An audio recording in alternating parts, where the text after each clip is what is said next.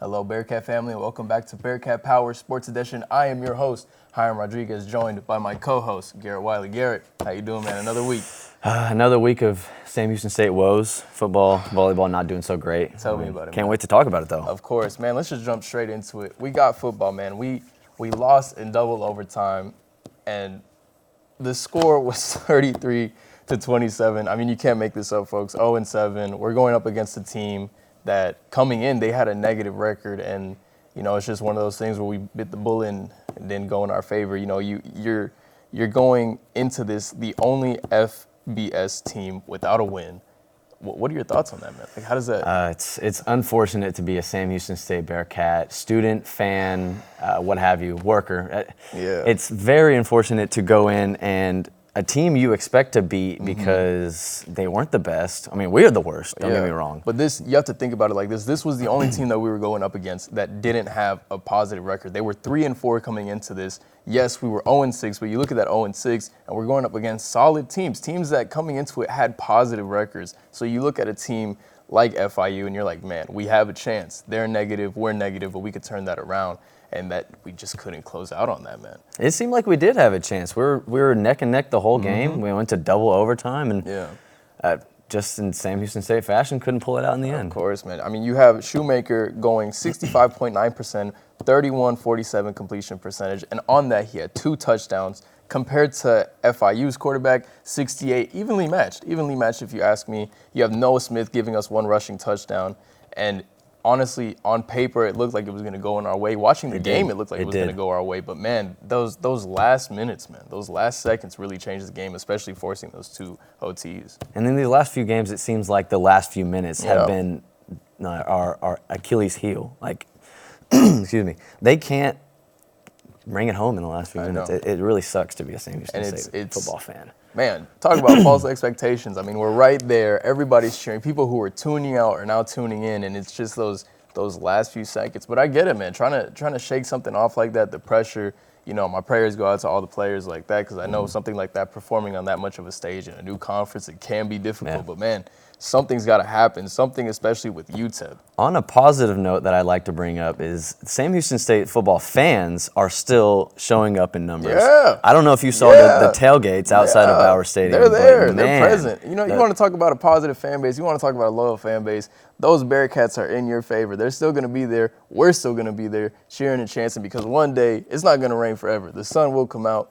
Things will happen, and mark my words, we will get a win. Don't know when, but we will. It'll happen. Maybe this week coming up against UTEP. Exactly. I mean, they're 2-6. We're 0-7. The records are very close. We have a better chance against them, and I guess FIU. What are your thoughts on that? Predictions. I'm gonna go with. I'd like to see Sam Houston get a victory. I'm gonna put my money on the Bearcats. I'm gonna say 24-10. Man, I like a big margin against a team like UTEP. That's awesome. You know what? I can't give you a solid number. But I'll tell you this, I said it last week, I'll say it again. You put a Bearcat up against the wall, we're going to get that win. Give me Sam Houston State University, and I will take that and ride with that. Thank you. But on to another topipic. We got volleyball, man. Volleyball. Talk about a long weekend. SHSU versus Western Kentucky. Man, lost both games in a straight set. Straight sets. How do you feel about that, man? Thing is, Western Kentucky with a record of 20-4, it's hard to feel bad about a loss like that when we're 7-18. Right.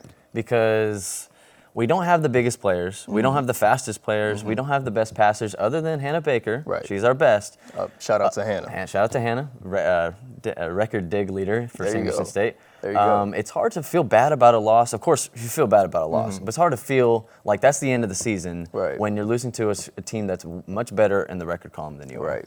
And then upcoming, we have Liberty with a record of 11-11. What are your predictions as we have 1 minute left? Like I said about the UTEP game, the record is much closer to ours than it was against Western Kentucky. Right. So I like to say that Sam Houston won't lose in straight sets. If they lose, I think they'll get at least 1 or 2 sets off, but I'm really hoping that we don't lose in straight sets again. Nice. Well, getting the sign here to wrap it up. Give me Sam Houston football and volleyball. We'll see you after the break.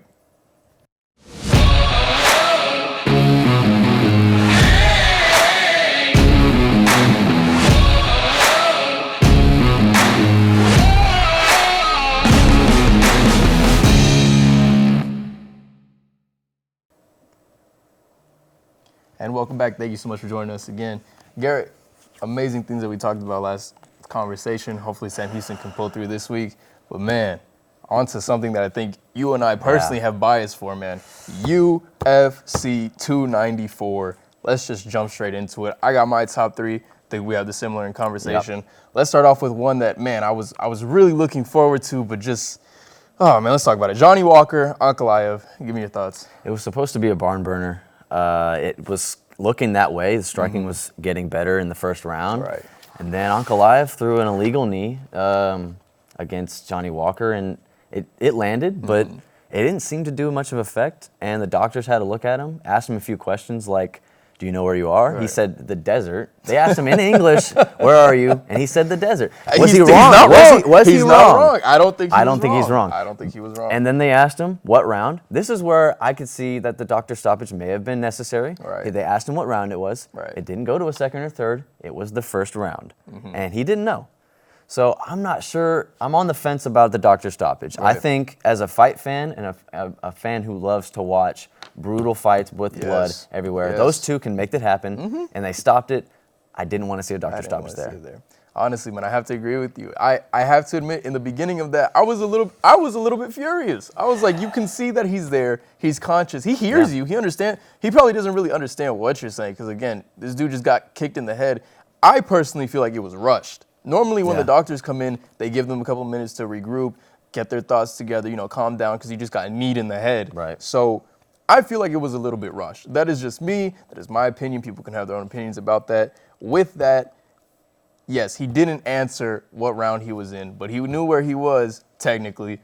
And even after that, you see him going up to Ankalaev and wanting to continue to fight, and a whole thing with security. Probably a dozen security guards in there, and it took one man to stop all that from happening. Dana White finally showed up in the nick of time before they were about to start brawling for real, and he told Johnny Walker, stand down. And Johnny Walker had to listen. That's the big boss, man. You have to listen to him. That's the boss man right there. You got to do it. You got to do it. But honestly, I wouldn't be opposed to them running it back. I would love to see that. Yeah, I would love to see that because even though that wasn't one of the main top priority fights that everybody's like, oh my gosh, I want to see that. Yeah. I'm a personal fan of Johnny Walker. I don't know if you knew that. I like his stuff. I mean, it's hard not to be. He's got some swag. Oh yeah. Very unique. Here we go. Usman, Chimaev, definitely a different outcome than I expected, but as did I. Yeah. Tell me about it. How did you feel about it? I thought Usman was going to win the fight. I thought that. Really? I didn't think he was going to be taken down as much. Usman has had, other than against Leon Edwards, he had perfect takedown defense his entire career. He was 100% takedown defense. Not what I expected, man, because Chimaev took him down within the first minute, like he does in almost every fight. He tested Usman in the first round, won it clearly. It could have been even a 10-8 if you judge the score. Right. And then the second round, striking was a lot better for Kamaru. Very much. I think very much. And there was rumors, and Chimaev said it himself, but I'm not totally sure. He broke his right hand in the first round. Who? Which is Chimaev. What? Chimaev said that he broke his hand in the first round, which is why he didn't try and take him down as much in the second. And then he realized, I'm losing this round. Oh my gosh. Then he tried to take him down in the third, successfully did it, and won the third round. It was almost a perfect fight from Khamzat Chimaev. I wish he would have did more damage. Maybe tried a little bit more submissions like he usually does. Right. But against Kamaru Usman, you can't really be much complaining about your performance. I'll tell you what, man. People seem to forget ever since he lost that title, Leon Edwards. They forgot who Kamaru Usman was. They did. And I'm just here to let y'all know that he's that dog, and that was a good fight. That broken hand thing, I don't really know. But shout out to Chimaev, great fight in general. Main event, Volk, Makhachev, head kick, over. Wow. Tell me about it, man. Wow, Tell me about it. And oh my goodness are the only words that I can use to describe that fight. It was going great for both fighters, but mainly Alexander Volkanovski. He stuffed 2 takedowns. Right. And when he did get taken down, nothing happened. Like the last fight, I expected it to go the same way. Man. And I want to say the defense was great. Blocked it. He blocked half of the head kick, just like Dustin Poirier did. I'm a huge Dustin Poirier fan, so I have to go back to Dustin Poirier. Blocked it the same way, just lost the same way. Just lost it. I'll tell you what, Volk, still love you, still the great. Anyways, thank you so much for tuning in. One more commercial break. We'll come back to you. Join us again when we come back for that. Thank you.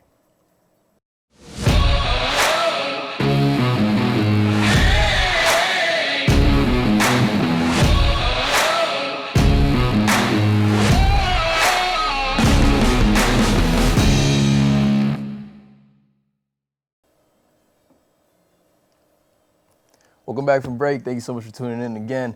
Ladies and gentlemen, there's only one thing I have to say in this time, and I got to put the pencil down for this so you can truly understand how much I have to say this. Houston, what happened? We have a problem. My goodness. I ain't never seen something like that. That was one of a kind. The Battle of Houston, the Battle of Texas. The Battle of Texas. The Battle of Texas, and the Rangers came out on top. Game 7, 11-4. Now, you know, sometimes when I think about the Astros, I'm like, man, that home crowd, you got all the people in the orange towels.